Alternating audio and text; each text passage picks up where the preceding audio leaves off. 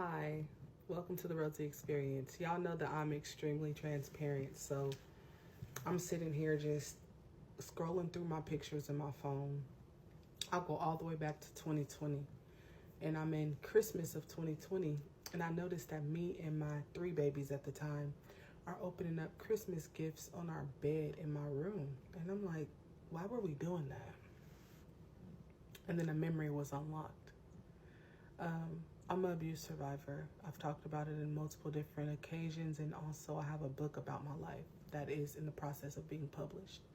Faith, Family, Freedom, the RosieXperience. But this is something that I don't even remember if I put this in the book. But baby, listen. My children's father, he used to, whenever he would get mad, he would just be vicious towards me and the children. And it could have been a number of things because he had a lot of different situations going on. So one of his other girls could have made him mad, or he could have been fiending for whatever drug it was that he was on at the time, or I don't know what it was, but he would be angry out of the blue. And so I had bought the kids Christmas presents because he wasn't working, and he tried to be a street pharmacist, but when you are addicted to the stuff you're trying to sell, you don't make no money.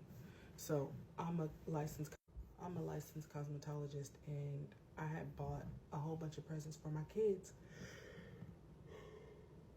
Bought a tree, set it up, and while they were asleep at night, I wrapped the presents. He helped me wrap. We put the presents under the tree. Waited up all night so that we could wake the kids up at midnight to open up their presents, right? Well, he wound up saying, no, don't wake them up at midnight. Just let them wake up early. Okay, cool. It's like 4 or 5 o'clock in the morning, and my kids wake up by themselves because they're excited. And it's 2020, so I have a 2-year-old that's about to be 3, a 1-year-old that'll be 2 in April, and then I have a newborn son that he probably was like, he was born in April, so he was probably like 7 months at the time.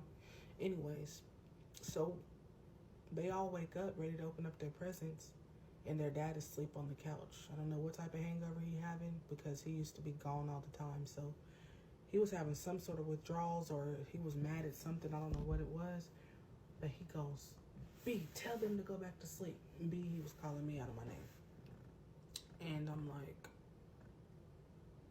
it's Christmas. And I was pregnant with my daughter, Amelia, at the time. I was like, it's Christmas. They want to open up their presents. I don't give a F. Tell them to go back to sleep. So I told the kids to go back to sleep, and then he gets up and goes, well, since they want to open up the effing presents and they don't woke me up, here you go. Then he takes the presents and he starts chucking them across the room at me while I'm pregnant. Me and the kids are standing in the hallway, and he's chucking gifts at us. He don't know what's in these gifts. He don't know if it's electronics or what, because he didn't buy them. But he's chucking them at us. And I am trying to cover my 3 babies and my pregnant stomach while he's chucking these gifts at us. And he says, now take your A in that room and open them effing presents. And you better not come out the room. And I said, it's okay, we're not gonna open them. And I start trying to put the presents back under the tree, and he punched me, and I fell down to the ground, and he said, I said take them presents in the effing room. And I don't remember the exact conversation, but basically he was telling me, y'all better go in there and open the presents. Since y'all woke me up, y'all better open the presents. So I took the kids in the room while I'm shaking, trying to act like I was okay. They were all babies, 2, 1, and like April, so May, June, July, August, September, October, November, December. 2, 1, and 8 months.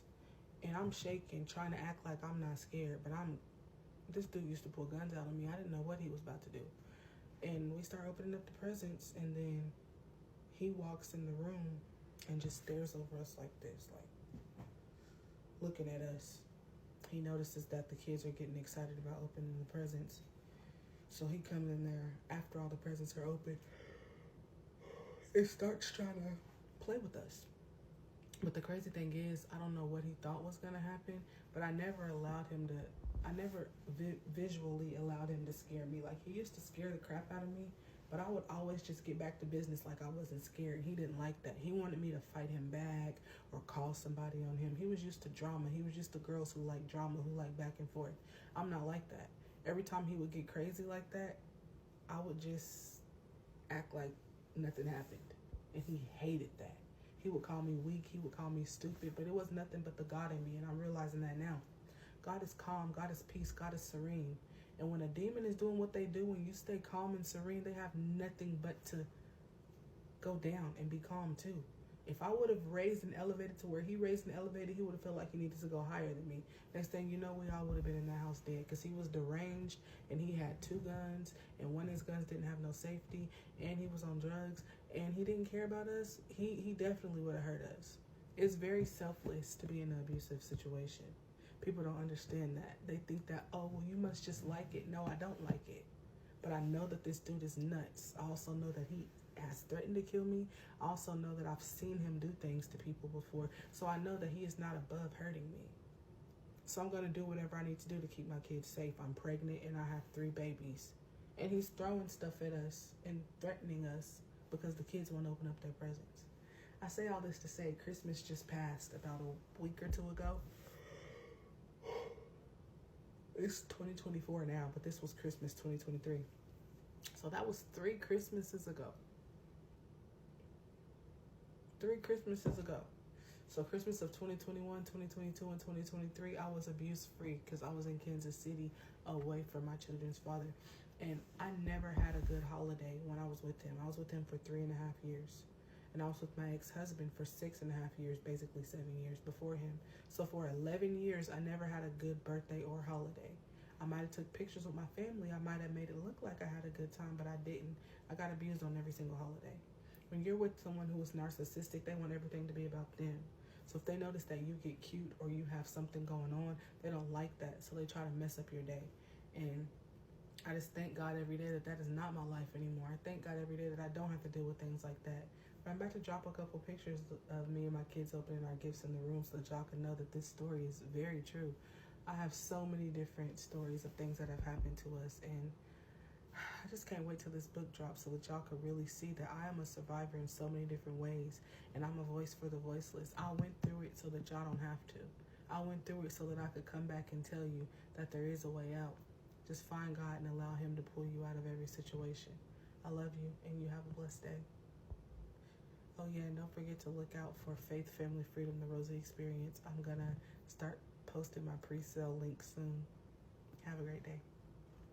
My babies didn't know no better. They didn't know no different. They was having fun opening up their gifts. They didn't know. They kept saying, "Mommy, why did Daddy throw our presents?"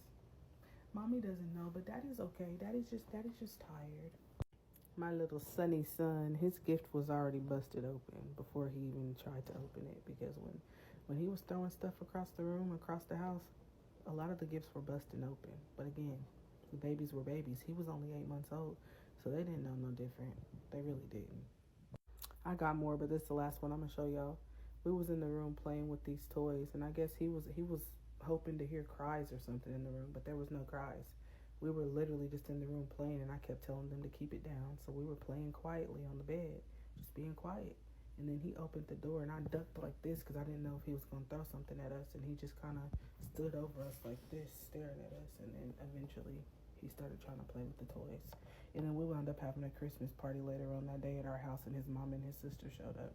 But that just goes to show that you never know what somebody's going through. Somebody can look so happy on social media and you don't really know. I've always been a content creator, so I've always had photos and videos. Nobody's ever knew that I was really getting broken down and beat down every single day.